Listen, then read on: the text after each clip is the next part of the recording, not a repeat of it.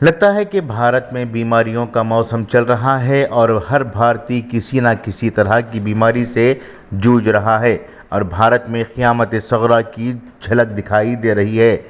कोविड-19 से शिफायाबी हासिल कर चुके मरीजों में नायाब और गंभीर ब्लैक फंगस के मामले ज़ाहिर होने के बाद और एक फ़िक्र में इजाफ़ा हो गया है।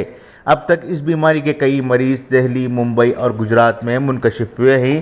ताज़ा इत्तलाआत के मुताबिक महाराष्ट्र में इस इन्फेक्शन के मरीज़ों की तादाद 2000 से ज़्यादा हो चुकी है। हुकूमत महाराष्ट्र ने म्यूकोरमाइकोसिस यानी ब्लैक फंगस के मामलों का इलाज करने के लिए मेडिकल कॉलेज से वाबस्ता अस्पतालों का इस्तेमाल करने का फ़ैसला लिया है, चूँकि ये कोविड-19 के मरीज़ों को मुतासिर कर रहा है। ताहम इसके कम ही मामले सामने आ रहे हैं।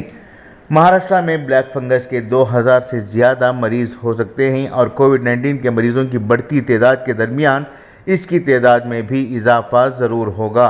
माइकोसिस की शरह अमवात 50% है और ये इन कोरोना के मरीज़ों को अपनी जद में लेता है जिनकी क़ुव्वत मुदाफ़ियत यानी इम्यूनिटी सिस्टम कमज़ोर है या फिर वो पहले से ही दीगर बीमारियों में मुब्तला हैं। ब्लैक फंगस का इन्फेक्शन जैसे शुरू होता है वो नाक से आगाज़ करते हुए आँखों को मुतासिर करता है, फिर दिमाग के तमाम रगों को मुतासिर करने लगता है। इस बीमारी में कुछ गंभीर मरीज़ों की जान बचाने के लिए इनकी आँखें और जबड़े तक निकालने पड़ जाते हैं। मुंबई में बीएमसी के बड़े अस्पताल साइन में 1.5 महीने में ब्लैक फंगस के 30 मरीज़ों की तस्दीक की गई है। इनमें से 6 की मौत वाक़ हो चुकी है और 11 मरीज़ों को अपनी आंखें निकलवानी पड़ी हैं।